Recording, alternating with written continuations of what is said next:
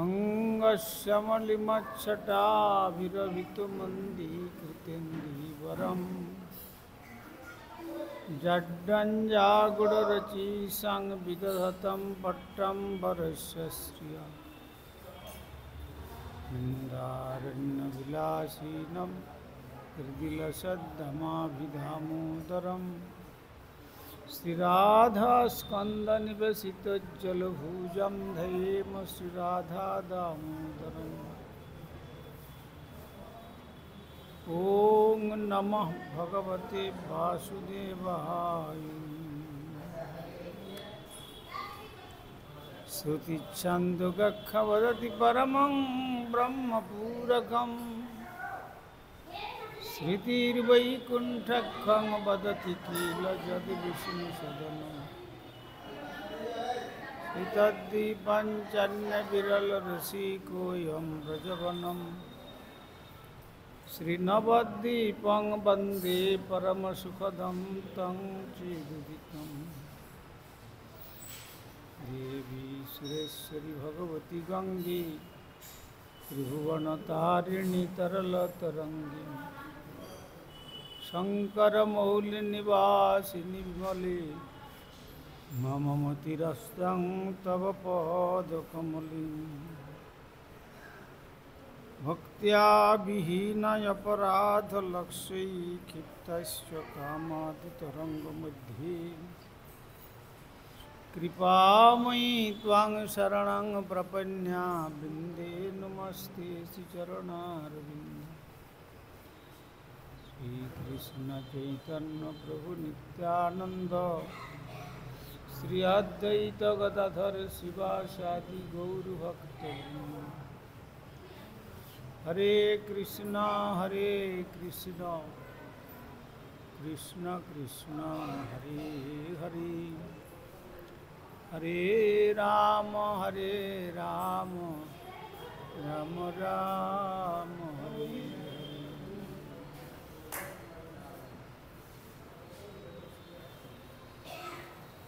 श्री गुरुदेव जय प्रभुपाद जय राधामोदर जय गुरुदेव।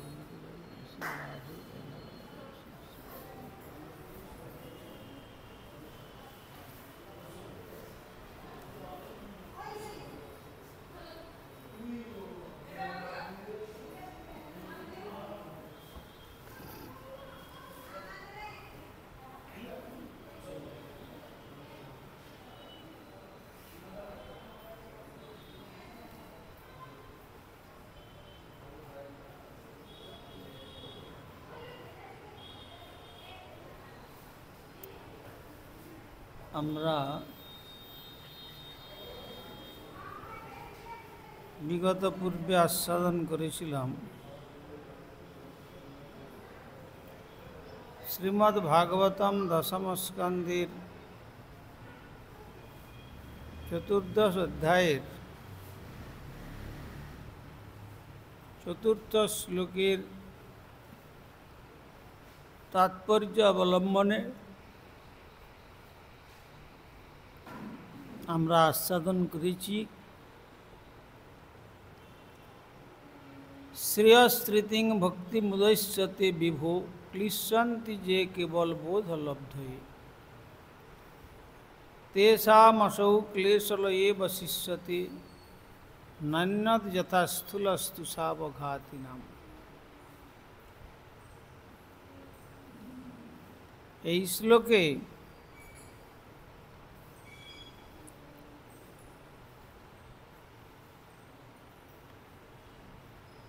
এই যে যুক্তি তর্ক যোগাভ্যাস নির্বিশেষ জ্ঞানে অনুশীলনের যে প্রতিপত্তি সম্পদ যোগবল নির্বিশেষ মুক্তি লাভ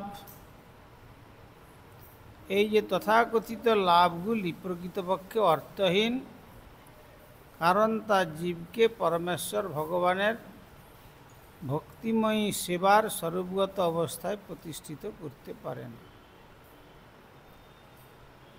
অতএব এই ফলাফলগুলি জীব প্রকৃতির মৌলিক স্বধর্মের পক্ষে অনাবশ্যক হওয়ার ফলে তাহা সর্ব অবস্থাতে অস্থায়ী।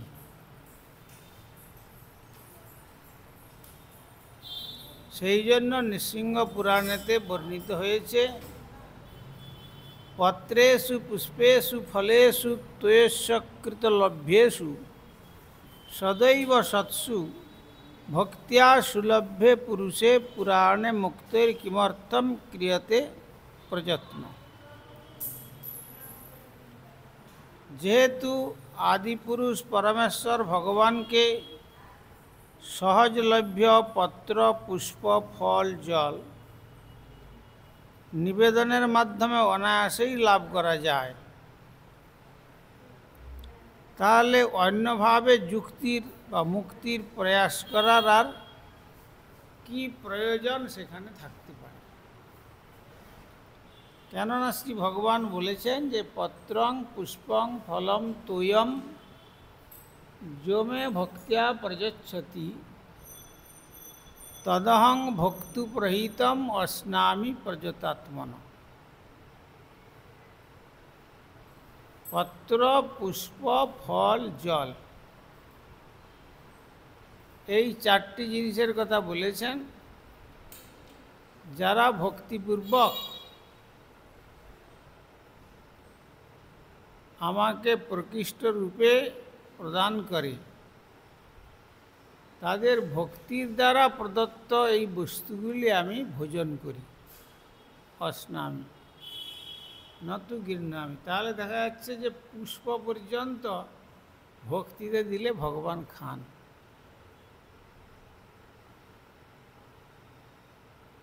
কেননা নিজে মুখে বলেছেন পত্রং পুষ্পম।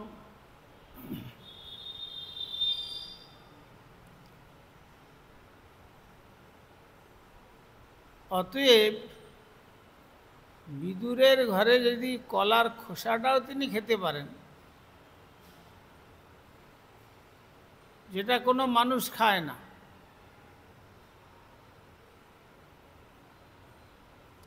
আর তাহলে ভক্তি করে পুষ্প দিলেই বা তিনি কেন পাবেন না? সেই জন্য শ্রী ভগবান বলেছেন পত্রং পুষ্পং ফলম তোয়ম যো মে ভক্তিয়া প্রযচ্ছতি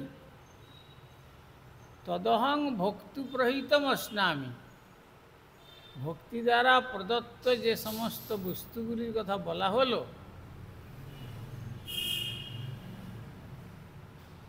অস্নামি। কিরকম ভাবে অস্নামি? প্রযতাত্মন, অতি যত্নের সহিত।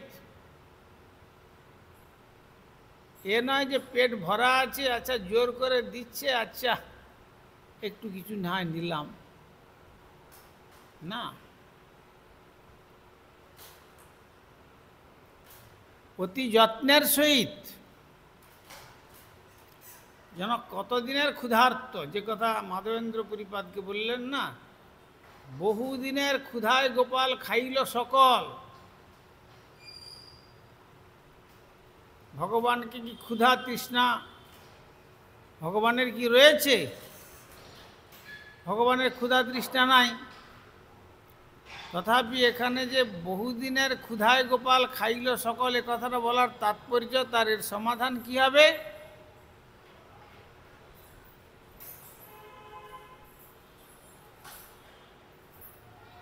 এর সমাধানটা হবে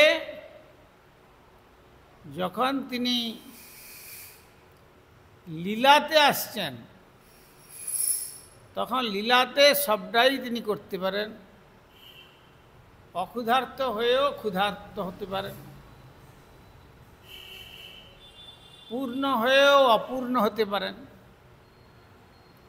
পূর্ণ, তথাপি লীলাতে যখন মা যখন শেষ রাত্রিতে দধিমন্থন করছেন, তখন পিছন থেকে এসে মায়ের কাপড়ের আঁচল ধরে টানছেন, টেনে টেনে বলছেন আমি খুব ক্ষুধার্ত, আমাকে দুগ্ধ দান কর। ক্ষুধার্ত। আবার দুগ্ধ দান করতে করতে যখন দেখলেন যে উনুনের বসানো দুগ্ধ যে ঘনাবর্ত হচ্ছিল, সেটি পুণ্যে পড়ে যাবে উপক্রম, তখন অতৃপ্ত অবস্থায় তাকে রেখে দিয়ে যখন চলে গেলেন তখন রাগ হলে আমার ক্ষুধার তৃপ্তি হলো না, আর দুধ রক্ষা করাটা মায়ের বড় কাজ হলো।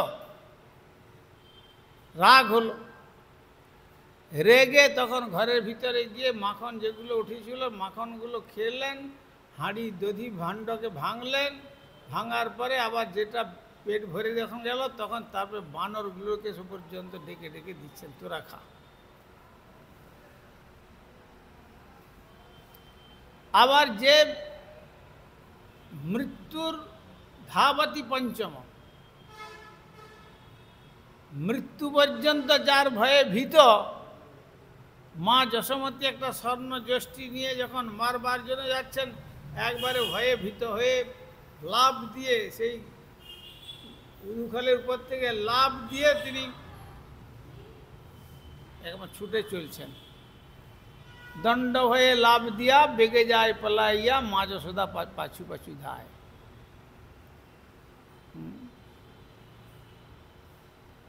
তো সেখানে দেখাচ্ছেন এটা হচ্ছে লীলা। তাহলে লীলাতে তিনি ক্ষুধার্ত হতে পারেন, লীলাতে তিনি অপূর্ণ হতে পারেন, লীলাতে ভক্তের সেবার জন্য তিনি প্রার্থনাও করতে পারেন, তুমি আমার সেবা করো। আবার মাধবেন্দ্র পুরীপাদকে বললেন যে বহুদিনের ক্ষুধা, সে কবে তো ম্লেচ্ছ হয়ে সেবক মোর গেল পলাইয়া, রেখে দিয়ে আমাকে জঙ্গলে। ম্লেচ্ছদের অত্যাচারের জন্য তো সব বৃন্দাবনে কত মঠ মন্দির মন্দির টন্দির সব ভেঙে টেঙে দিয়েছে না, গোবিন্দ মন্দির আদি। তখন তো ম্লেচ্ছের ভয়ে তো অন্যান্য যে সমস্ত ভক্তগণ ছিলেন বলে আমাদের যদি এখানে উপদ্রব হয়, ভগবানকে নিয়ে আর যেতে পারছেন না। ভগবান সেখানে একটু ভারী কম হলে পারতেন, কিন্তু না, দেখলেন যে এখানে ভারী যদি কম হই তাহলে মাধবেন্দ্র পুরীপাদকে দিয়ে আমার এই উদ্ধার লীলাটা, আমার এই প্রকাশ লীলাটা হবে না। এই জন্য তিনি ভারগ্রস্ত হয়ে গেলেন। তখন সেবক আর কী করবে, জঙ্গলের ভিতরে ওই গাছপাতা ঢাকা ঢাকা দিয়ে কোনোরকম করে রেখে দিয়ে চলে গেল, এখানে থাকো, তারপর ম্লেচ্ছরা যদি চলে যায় আর আমি যদি বাঁচি তাহলে এসে তোমার সেবা করবো, না হয় তুমি তোমার সেবক জোগাড় করে নাও। হ্যাঁ, লীলা দীর্ঘদিন, আর সে সেবকের আর কোনো সন্ধান নাই, বেঁচে আছে কি মারা গেছে ঠিক নাই। তো তখন মাধবেন্দ্র পুরীপাদ যখন গোবর্ধন পরিক্রমা করে আর গোবিন্দকুণ্ডের তটে বসে হরিনাম করছেন, ইনি তন্দ্রাচ্ছন্ন অবস্থায় বলল যে দেখো মাধব, তুমি কি মেঘে খেতে পারো না? এই বৃন্দাবনে কেউ ক্ষুধার্ত থাকে না, আর তুমি মেঘে খেতে পারো না বলে এখন তুমি ক্ষুধার্ত থাকবে?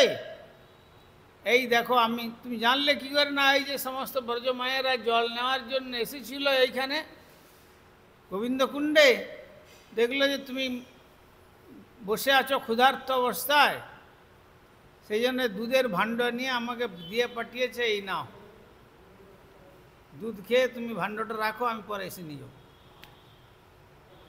আরও অনেক জায়গায় ভাণ্ড দিতে যেতে হয়। তার মানে কি? তার মানে যারা অযাচক বৃত্তি অবলম্বন করেন তাদের ভগবান দিয়ে আসেন। অযাচক জনে আমি দিত আহার। সেই জন্য তো গীতাতে বলেছেন অনন্য চিন্তয়ন্ত মাং যোজনা পর্যুপাসতে তেসাং নিত্য অভিযুক্তানাং যোগক্ষমহম। অনন্যযুক্ত হয়ে যারা আমার শরণাপন্ন হয়, দিয়ে আমার উপাসনা করে, আমার প্রতি অনন্য ভক্তিতে, ন অন্য ভক্তি,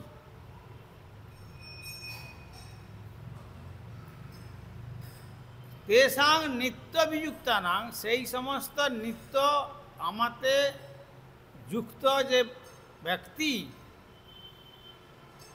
তাদের জন্য যোগক্ষেম বহাম্যহম। যোগ মানে অপ্রাপ্ত বস্তু লাভ হয়, আর সেই প্রাপ্ত বস্তুকে আমি রক্ষণ করবার জন্য যত রকম কার্য করতে হয় সে আমি বহন করে আমি সে কার্য সমর্পণ করি। এই জন্য অর্জুন মিশ্র যখন গীতা পড়ছিলেন, পুরীর অর্জুন মিশ্র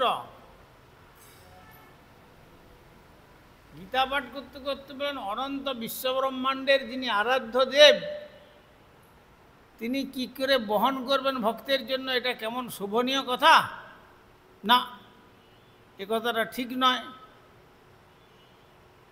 এই চিন্তা করে তিনি কি করেছিলেন, ওই বহাম্যহমকে কেটে দিয়ে লাল কালি দিয়ে ওই গীতার ওই শব্দটিকে তিনি দদাম্যহম করেছিলেন,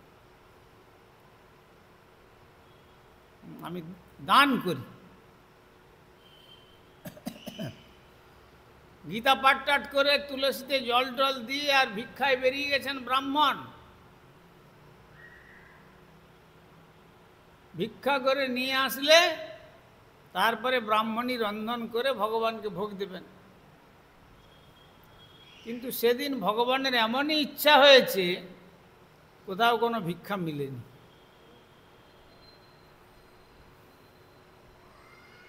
যে বাড়িতে যাচ্ছে সে বা কেউ বলছে দেখো আমার এখন হাত জোড়া আছে,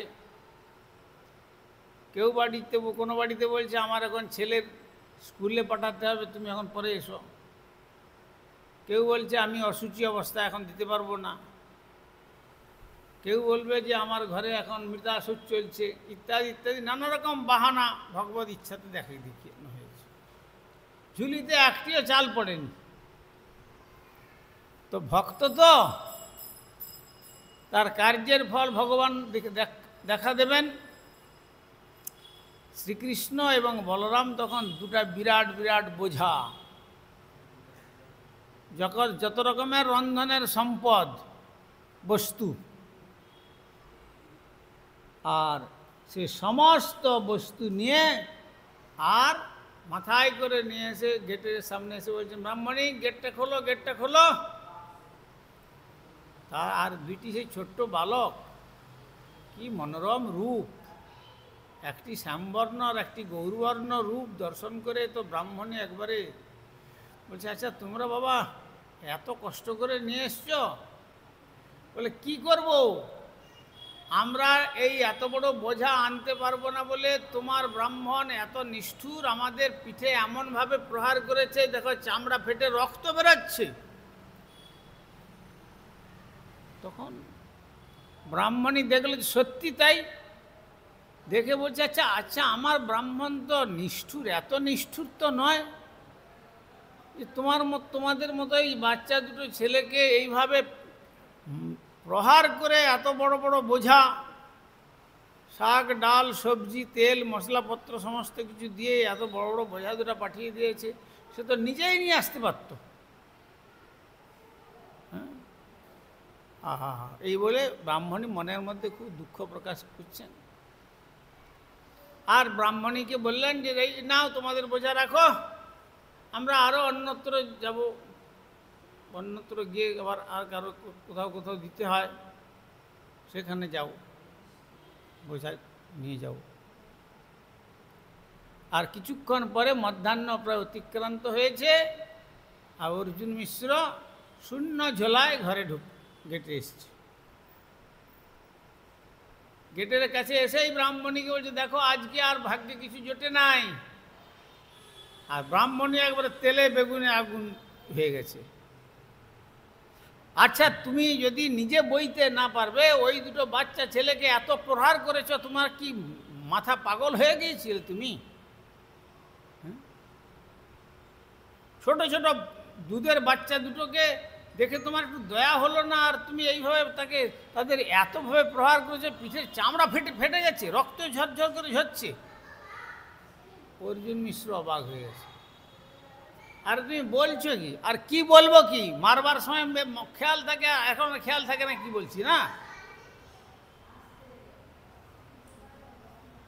তো তখন ব্রাহ্মণ বলছে, আমি তো কিছু বুঝে উঠতে পারছি না, আমি তো কাউকে প্রহার করি নাই। তাহলে এই দেখো। তো ঘরে যখন এসছেন তখন ঘরে দেখলেন যে ধ্বজ বজ্র অঙ্কুশ পতাকা এইসব চরণ চিহ্ন, সেই বোঝা নিয়ে ঘরে ঢুকেছেন তারা। তো আর চরণ চিহ্নযুক্ত সেই অবস্থাতে বড় বড় সমস্ত বোঝা আর এই সমস্ত পাঠিয়েছে। তারপরে ব্রাহ্মণের কাছে বিবরণ যখন শুনলেন, শুনে তখন বললেন, ওহো, এটা আমি যাই সকালবেলা গীতাতে আমি কলম দিয়েছিলাম, সেই গীতার কলমের আঘাত তাদের লেগেছে। যাক, তুমি খুবই সৌভাগ্যবতী, জয়দেবের পত্নী পদ্মাবতীর মতো, আর তুমি খুবই সৌভাগ্যবতী যে তুমি কৃষ্ণ এবং বলরামকে দর্শন পেয়েছ। কিন্তু আমার আর সে সৌভাগ্য হলো না। কেন না, ওই যে আমি কলম দিয়ে গীতার শব্দকে কেটেছিলাম, ভগবান যে বলেছেন গীতা মে হৃদয়ং, গীতা আমার হৃদয়, তো তার হৃদয়ে আমি কলম দিয়ে আঘাত করেছি। ফলে এইভাবে তাঁর পৃষ্ঠদেশেতে তার চামড়া বিদীর্ণ হয়েছে আর রুধির সিক্ত হয়েছে, আর তিনি আজ কিছু আমার ঝোলায় পড়ে নাই বলে নিজেরাই কৃষ্ণ বলরাম বহন করে দিয়ে গেছেন। যাক, আমি যা ভুল করেছি, সমস্ত বিদ্বৎ সমাজের কাছে তিনি নিজে ক্ষমা ভিক্ষা করে ভগবানের চরণে ক্ষমা প্রার্থনা করে তিনি আবার সেই যোগক্ষেম মহাম সেটিকে ঠিক করে দিলেন। সুতরাং দেখা যাচ্ছে এগুলি সব ভগবানের ভক্তবাৎসল্য গুণ। অতএব ভক্তির মাধ্যমে যে ভগবানের লীলা হয়, সেই লীলাতে তিনি পূর্ণ হলেও কখনো অপূর্ণের মতো। আর যখন ভগবান যখন তত্ত্বেতে অবস্থান করেন, এটা খেয়াল রাখতে হবে, ভগবান যখন তত্ত্বেতে অবস্থান করছেন, তত্ত্বেতে তিনি পরিপূর্ণ। বদন্তি তত্ত্ববিদস্তত্ত্বম যজ্ঞানম অদ্বয়ম। অদ্বয় জ্ঞান তত্ত্ব ব্রজেন্দ্র নন্দন। অদ্বয় মানে ন দ্বয় বিদ্যতে, যার দ্বিতীয় হয় না।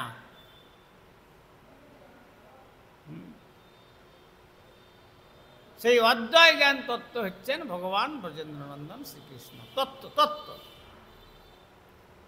তাহলে লীলাতে তিনি পূর্ণ হয়েও অপূর্ণ হয়ে সব কাজ করতে পারেন।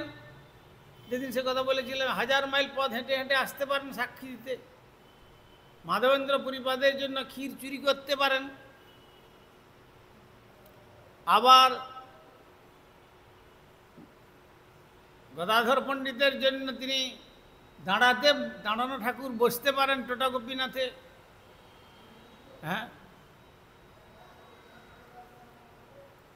আর সুধাম বৃন্দাবনে গোপাল ভট্ট গোস্বামীর জন্য শালগ্রাম থেকে তিনি আবার রাধারমণ রূপে নিজেকে বিরাট বিগ্রহ রূপে প্রকট করতে পারেন।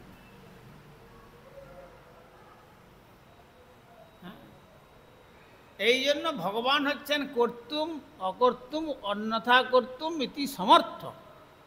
করণীয় করতে পারেন, অকরণীয় করতে পারেন, অন্যথা করণীয় করতে পারেন। সর্বসমর্থ তিনি, তার পক্ষে অসমর্থ কিছু নাই। তথাপি তিনি বলছেন যে পত্রেষু পুষ্পেষু ফলেষু ত্বস্য কৃতলভ্যেষু সদৈব সৎসু ভক্তিয়া সুলভ্যে পুরুষে পুরাণে মুক্তের কিমর্থম ক্রিয়তে প্রযত্ন। তাহলে ভক্তিতে যদি আদিপুরুষ পরমেশ্বর ভগবানকে সহজলভ্য কেবল পত্র, পুষ্প, ফল ও জল নিবেদনের মাধ্যমে তাকে যদি অনায়াসে লাভ করা যায়, তাহলে অন্যভাবে মুক্তির প্রয়াস করে আর কঠিন সাধনার কি বা প্রয়োজন। ভক্তিয়া ভাগবতম গ্রাহ্যম ন বুদ্ধ্যা ন চটিকয়া। নহে নহে রক্ষতি ডুক্রিংকরণে প্রাপ্তে সন্নিহিতে মরণে। অনুষ্কার বিসর্গ পড়াশোনা করে ওইসব করে পণ্ডিত্য অর্জন করে কখনো নরক্ষতি, শঙ্করাচার্য বললেন তার দ্বারা আমাকে লাভ করতে পারবে না। অতএব ভক্তিতেই ভগবানকে লাভ করা যায়।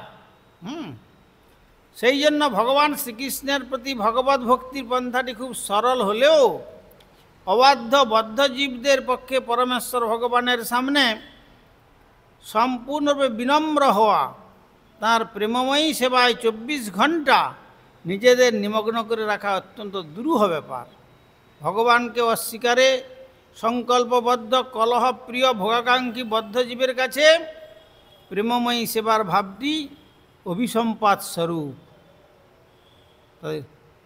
যারা ভোগাকাঙ্ক্ষী বদ্ধজীব তারা এই প্রকার সেবাটি তারা করতে পারে না, তারা সেটিকে অভিসম্পাদ মনে করে, অভিশাপ। তাদের এটা অভিশপ্ত জীবনের জন্য তারা এটা বুঝে উঠতে পারে না। এই ধরনের অবাধ্য বদ্ধজীবেরা যখন দার্শনিক জল্পনা কল্পনা তপশ্চর্যা যোগের দাম্ভিক প্রচেষ্টার মাধ্যমে ভগবানের কাছে আত্মনিবেদনের পন্থাটি এড়িয়ে যেতে চেষ্টা করে, ভগবানের কঠিন বিধানে তারা জড় জাগতিক স্তরে ফিরে আসে এবং এই তুচ্ছ জড়জগৎ রূপ তরঙ্গ সংকুল দুঃখ সমুদ্রে প্রবলভাবে নিমজ্জিত হয়ে নিরয়গামী হয়। কৃপা সিন্ধু ভৈবচ পতিতানাং পাবনেভ্যো বৈষ্ণবেভ্যো নমঃ।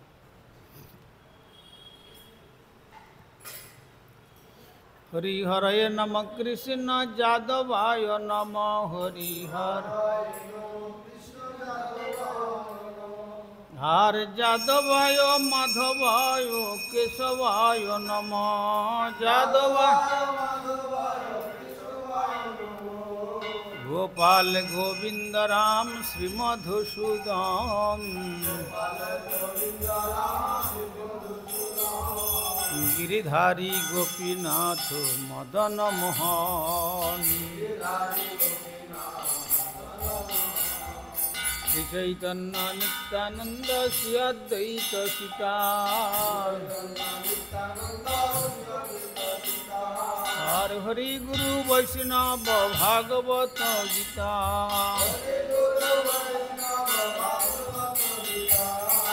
শ্রী রূপ সনাতন ভট্ট রঘুনাথ জীব গোপাল ভট্ট দাস রঘুনাথ জীব এই ছয় গোসাইর করি চরণ বন্দন যা হইতে বিঘ্ন নাশ ভবিষ্য পুরাণ এই ছয় গোসাই যার মুই তার দাস আর দাসবর পদরেণু মোর পঞ্চগ্রাস তাদের চরণ সেবী ভক্ত শোনেবার আর জন্মে জন্মে হয় অভিলাষ এই ছয় গোসাই যবে ব্রজে কইলাবার রাধা কৃষ্ণ নিত্য লীলা করিলা প্রকাশ আনন্দে বলো হরি ভজ বৃন্দাবন গুরু বৈষ্ণব পদে মজাইয়া মন গুরু বৈষ্ণব পাদ পদ্ম করিয়া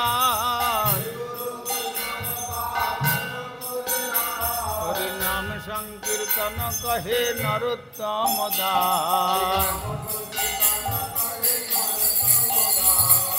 হরে কৃষ্ণ কৃষ্ণ কৃষ্ণ হরে হরে হরে রাম রাম রাম হরে হরে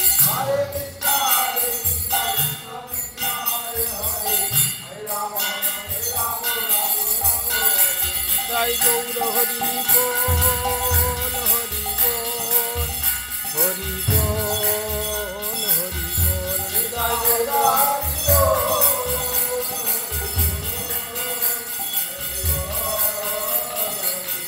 নিতাই গৌর হরি বল, হরি বল, হরি বল, হরি বল, নিতাই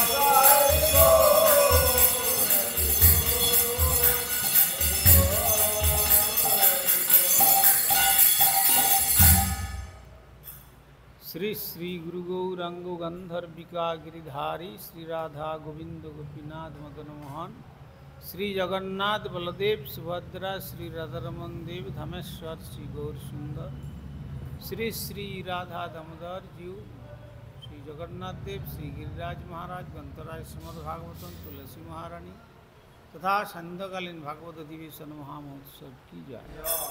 परमाराध्य श्री गुरुपाद पद्मं विष्णुपाद परिव्राजकाचार्य वर्जितदंडी स्वामी श्री श्रीमद् भक्ति कुमुद संतोष ठाकुर की जाए। जगत गुरु सरस्वती गोस्वामी प्रभुपाद की जाए।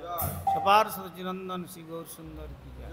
सपार्षद श्रील प्रभुपाद की जाए। श्री रूपानुग गुरुवर्ग की जाए। ग्रंथराज श्रीमद् भागवतम की जाए। श्रोता भक्त वृंद की जाए। श्री श्री निताई गौर प्रेमानंदे।